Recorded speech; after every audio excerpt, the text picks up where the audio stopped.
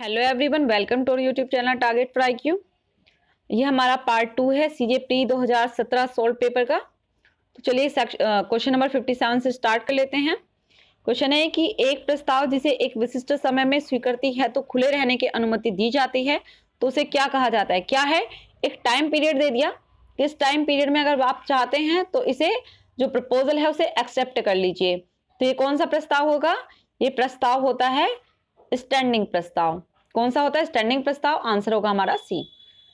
Next है निम्नलिखित कथनों में से क्या सही है। निम्नलिखित कथनों में से देख लेते हैं। निम्नलिखित कथनों में से कौन सा कथन सही होगा कि एक नाबालिग एजेंट हो सकता है ना, क्योंकि नाबालिग के साथ अनुबंध क्या होता है, वेद तो नहीं होता है, शून्य होता है। विबंध का नियम नाबालिग पर लागू होता है ना, ये भी गलत है। ओके, इसके बाद है कि नाबालिग के साथ अनुबंध को बालिग होने पर स्वीकार किया जा सकता है, भी गलत है, लेकिन एक नाबालिग एजेंट जरूर हो सकता है। आंसर होगा हमारा डी। निम्नलिखित में से किस परिस्थिति में संविदा अधिनियम की धारा 56 के प्रावधान लागू नहीं होंगे। कब लागू नहीं होते हैं भाई, पहला है कि विषय वस्तु नष्ट हो गई है ना, तो बिल्कुल लागू हो सकते हैं तब भी। अनुवर्ती असंभवता पर भी, कानून में बदलाव में भी लागू हो सकते हैं ना, लेकिन प्रदर्शन में कठिनाई अगर हो रही है, कह रहा है निम्नलिखित में से किस परिस्थिति में संविदा अधिनियम की धारा 56 के प्रावधान लागू नहीं होंगे, तो यह है प्रदर्शन में कठिनाई। ठीक है, यहाँ है विषय वस्तु का नष्ट होना, का अनुवर्ती असंभवता, कानून में बदलाव में 56 के प्रावधान लागू होते हैं। एक बार फिर से देख लीजिएगा, है ना, लेकिन प्रदर्शन में कठिनाई में लागू नहीं होते। किसी तीसरे व्यक्ति द्वारा डिफॉल्ट करने पर उसके वचन का निर्वहन करने या उसकी देनदारी पूरे करने का अनुबंध क्या कहलाता है। क्या कहलाता है भाई, गारंटी का अनुबंध कहलाता है। क्या कहलाता है, गारंटी ले ली जाती है कि अगर ये अपने राइट को पूरा नहीं कर रहा है तो मैं इसके बदले में काम करूंगा, तो यह है गारंटी का अनुबंध। नेक्स्ट है बी की अनुमति के बिना ए उसका धन सी को उधार दे देता है, बाद में बी को सी से उस धन पर ब्याज मिलता है, बी के व्यवहार का परिणाम क्या होगा। तो क्या होगा भाई, उसने क्या किया है, उसने एजेंसी बाई रेटिफिकेशन किया है। आंसर होगा हमारा डी। नेक्स्ट है निम्नलिखित में से किस मामले में टेलीफोन पर किए गए अनुबंध की वैधता पर निर्णय लिया गया था। तो ये वाद है, कौन सा वाद है, ये है हमारा केस एंटरेस लिमिटेड बनाम miles for east corporation.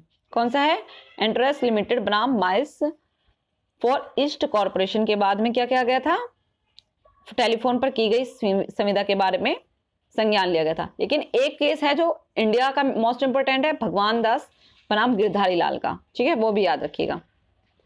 Next है निम्नलिखित में से किस मामले में उच्चतम न्यायालय ने सेवा समझौते के उस खंड को अनुचित और सार्वजनिक नीति के विरुद्ध घोषित करके हटा दिया था जिसके तहत एक स्थायी कर्मचारी को 3 महीने की नोटिस देकर सेवा से हटाया जा सकता था। तो कौन सा केस था भाई, वो केस था हमारा केंद्रीय अंतर्देशीय जल परिवहन निगम लिमिटेड बनाम ब्रजनाथ गांगुली का। नेक्स्ट है माल के प्राप्तकर्ता फाइंडर ऑफ गुड्स की जिम्मेदारी किसके तहत होती है, कि अगर किसी ने कोई माल मिला किसी को, है ना, फाइंड किया, तो उसकी जिम्मेदारी कौन सी होगी, तो उसकी जिम्मेदारी होती है क्वासी कॉन्ट्रैक्ट के अंतर्गत, है ना, किसके, क्वासी कॉन्ट्रैक्ट के अंतर्गत। नेक्स्ट है हाल ही के किस मामले में उच्चतम न्यायालय ने कहा था कि एक अनुबंध के तहत केवल अधिकारों का समुद्देशन हो सकता है, अनुबंध के बोझ का नहीं हो सकता। तो कौन सा केस था जिसमें यह बात कही गई थी, ये केस था भाई शासन पावर लिमिटेड बनाम उत्तरी America Corp India private limited 2016। संपत्ति हस्तांतरण अधिनियम के अनुसार निम्नलिखित में से क्या हस्तांतरण नहीं है। तो टीपीए के क्वेश्चन है, देख लेते हैं। भविष्य की संपत्ति कह रहा है, चल संपत्ति, अचल संपत्ति, पेंशनधारी की पेंशन राशि। तो निम्नलिखित में से किसका अंतरण नहीं किया जा सकता है, इनमें से किसका नहीं किया जा सकता है, पेंशनधारी की पेंशन राशि का अंतरण नहीं किया जा सकता। नेक्स्ट है संपत्ति हस्तांतरण अधिनियम की धारा 67 के तहत डिक्री प्राप्त करने के लिए दायर किया गया मुकदमा क्या कहलाता है। तो क्या कहलाता है, वो सूट फॉर फोरक्लोजर और सेल कहलाता है। आंसर होगा हमारा ए। ओके, नेक्स्ट है टीपीए की किस धारा में शाश्वतता के विरुद्ध नियम का उल्लेख किया गया है। शाश्वतता के विरुद्ध नियम सभी को पता है, सेक्शन 14 मोस्ट इंपोर्टेंट। नेक्स्ट है स्पेस सक्सेशन नियम का क्या अर्थ है। स्पेस सक्सेशन का नियम का अर्थ होता है कि एक प्रत्यक्ष वारिस की संपत्ति पर उत्तराधिकार की संभावना मात्र को हस्तांतरित नहीं किया जा सकता। आंसर होगा हमारा सी। नेक्स्ट है, बंधककर्ता स्वयं को एक निश्चित तिथि तक बंधक धन को भुगतान करने के लिए बाध्य करता है और बंधकग्राही को बंधक संपत्ति पूरी तरह से इस शर्त पर हस्तांतरित करता है कि बंधक धन के भुगतान पर बंधकग्राही इसे बंधककर्ता को पुनः हस्तांतरित कर देगा।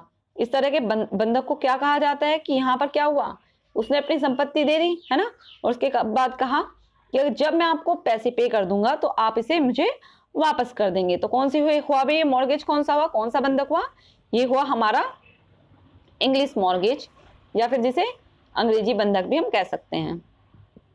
नेक्स्ट है, इनमें से कौन सा कथन सत्य है, कार्रवाई योग्य दावे का स्थानांतरण अनुमन्य नहीं है। नहीं भाई, कार्रवाई योग्य दावे क्या किए जा सकते हैं, अंतरित किए जा सकते हैं। नेक्स्ट है, कार्रवाई योग्य दावों का स्थानांतरण मौखिक रूप से किया जा सकता, नहीं किया जा सकता। कैसे किया जा सकता है, केवल लिखित रूप में किया जा सकता है, 131 बताता है सेक्शन टीपीए का। नेक्स्ट है, कार्रवाई योग्य दावे का स्थानांतरण बिना प्रतिफल के नहीं किया जा सकता, है ना, ये भी गलत है।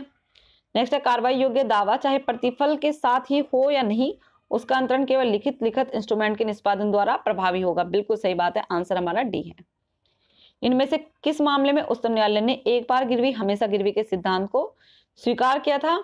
तो कौन सा केस था वो केस था मृत्युंजय पाने बनाम नर्मदा बाके ससुमल के बाद में एक बार गिरवी हमेशा गिरवी के सिद्धांत को स्वीकार किया गया था। नेक्स्ट है, इनमें से किस मामले में उच्चतम न्यायालय ने कहा कि बंधक गिरवी रखी हुई संपत्ति की अदालती नीलामी के दौरान बिक्री प्रभावी होने पर बंधक रखने वाले व्यक्ति का बंधक छुड़ाने का अधिकार समाप्त हो जाता है?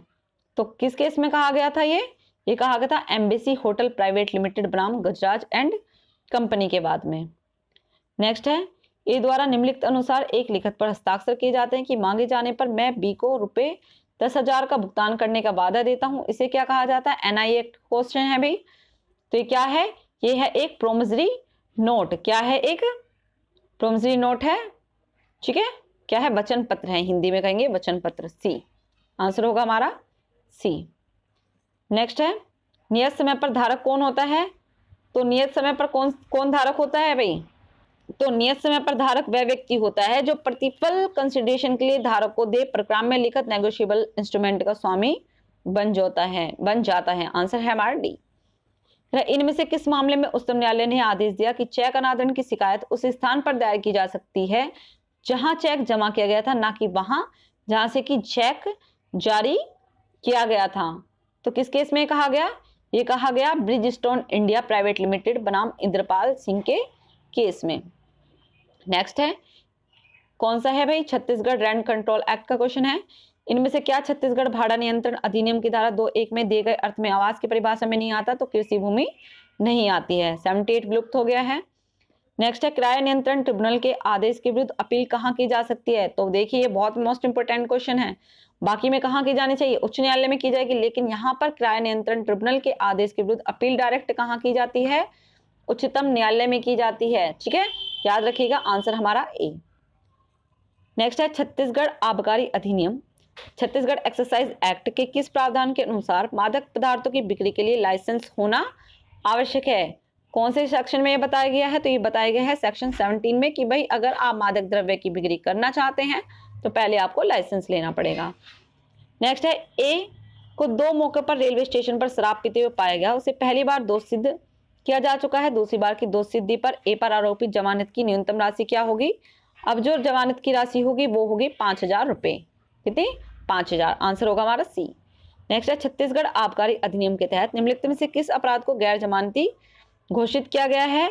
तो मानव द्वारा उपभोग किए जाने के लिए अनुपयुक्त शराब का अगर कोई आयात करता है तो इसे गैर जमानती घोषित किया गया है। नेक्स्ट है, लैंड रेवेन्यू एक्ट का क्वेश्चन है, छत्तीसगढ़ भू राजस्व संहिता के तहत मूल्यांकन दरों का निर्धारण प्रस्तावित करने की शक्ति किसे दी गई है? तो ये शक्ति दी गई है बंदोबस्त अधिकारी को। किसे दी गई है? बंदोबस्त अधिकारी को दी गई है। नेक्स्ट है, छत्तीसगढ़ भू राजस्व संहिता 2011 में संशोधित की गई धारा 241 के तहत चोरी के लिए दोषी ठहराई गई किसी भी व्यक्ति पर उससे अधिक राशि का जुर्माना नहीं लगाया जा सकता। तो चोरी किसकी कर रहे हैं? यहाँ पर जो चोरी हो रही है वो टिम्बर की चोरी हो रही है, इमारती लकड़ियों की चोरी हो रही है, और अधिकतम जितना जुर्माना लगा सकते हैं वो कितना होगा? 25,000 रुपए तक का हो सकता है। नेक्स्ट है, लिमिटेशन इनमें से किसके विरुद्ध मुकदमा परिसीमा काल पीरियड ऑफ लिमिटेशन द्वारा प्रतिबंधित नहीं है? तो ट्रस्टी के ऊपर प्रतिबंधित नहीं होता। हमारा आंसर है ए।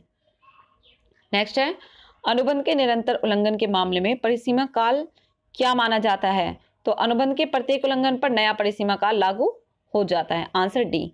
नेक्स्ट है, सुविधा अधिकार ईजमेंट का दावा करने के लिए आवश्यक है कि व्यक्ति ने कितने साल की अवधि तक सुविधा का स्वच्छंद और शांतिपूर्ण ढंग से लाभ उठाया हो? तो कितना मिनिमम टाइम होना चाहिए? 20 वर्ष तक का टाइम होना चाहिए। कितना? आंसर होगा हमारा सी। और टाइमिंग कितनी है? टाइमिंग है हमारी 20 ईयर तक। नेक्स्ट है, निम्नलिखित में से किस विधि से न्यायालय शुल्क कोर्ट फीस जमा किया जाएगा? तो क्वेश्चन आ गया हमारे स्टाम्प का, कोर्ट फीस एक्ट का क्वेश्चन है मतलब, तो स्टाम्प के रूप में न्यायालय में शुल्क जमा किया जाता है। नेक्स्ट है, न्यायालय शुल्क अधिनियम की किस धारा में न्यायालय शुल्क की गणना का प्रावधान किया गया है? तो कौन सी धारा में न्यायालय शुल्क की गणना की जाती है? तो वो की जाती है हमारे सेक्शन 7 के द्वारा। किसके? सेक्शन 7। Answer A. हाल ही में किस मामले में उच्चतम न्यायालय ने कहा था कि गलत फोरम में अभियोजन की कार्रवाई में व्यतीत वास्तविक अवधि को परिसीमा काल की गणना में शामिल नहीं किया जाएगा? तो कौन से केस में ये बात कही गई थी? ये कही गई थी एपी पावर को ऑर्डिनेशनल कमेटी बनाम लैंको कोडापल्ली पावर लिमिटेड 2016 में। Answer A. नेक्स्ट है, निम्नलिखित में से किस दस्तावेज का पंजीकरण अनिवार्य है? तो 1 वर्ष से कम अवधि के लिए अचल संपत्ति का अगर हम पट्टा करते हैं, लीज करते हैं, तो क्या इसका अनिवार्य है? तो भाई इसका अनिवार्य नहीं है। डीड ऑफ विल का भी अनिवार्य नहीं है। भुगतान प्राप्ति की पावती का भी अनिवार्य नहीं है। किसका अनिवार्य है? अचल संपत्ति की गिफ्ट डीड का। अगर हम अचल संपत्ति की किसी को गिफ्ट करते हैं, दान करते हैं, तो इसका पंजीकरण अनिवार्य होता है। और कहां पर बताया गया है? Section 70 of court fees act के अंतर्गत, रजिस्ट्रेशन एक्ट के अंतर्गत ये बताया गया है कि किन संपत्तियों का रजिस्ट्रेशन अनिवार्य होता है। और सेक्शन 18 में बताया गया है कि किन संपत्तियों का दस्तावेज वैकल्पिक होगा, दस्तावेजों का पंजीकरण वैकल्पिक होगा, अनिवार्य नहीं होगा। ठीक है। नेक्स्ट है, वसीयत के अलावा सभी दस्तावेजों को निष्पादन की तारीख से के भीतर पंजीकरण के लिए प्रस्तुत कर देना चाहिए। तो निष्पादन की तारीख से 4 महीने के भीतर क्या कर देना चाहिए? पंजीकरण के लिए प्रस्तुत कर देना चाहिए। आंसर होगा हमारा सी। नेक्स्ट है, किसी भी पंजीकरण कार्यालय में से अधिक की अवधि तक बिना दावे के रखे हुए दस्तावेजों को वसीयत के अलावा नष्ट किया जा सकता है। तो किसी पंजीकरण कार्यालय में कितने दिन से अधिक ना टाइमिंग पूछ रहा है, तो यहाँ है कि अगर 2 साल से अधिक की अवधि हो गई है बिना दावे के रखे हुए दस्तावेजों को, तो उन्हें नष्ट किया जा सकता है। Answer C.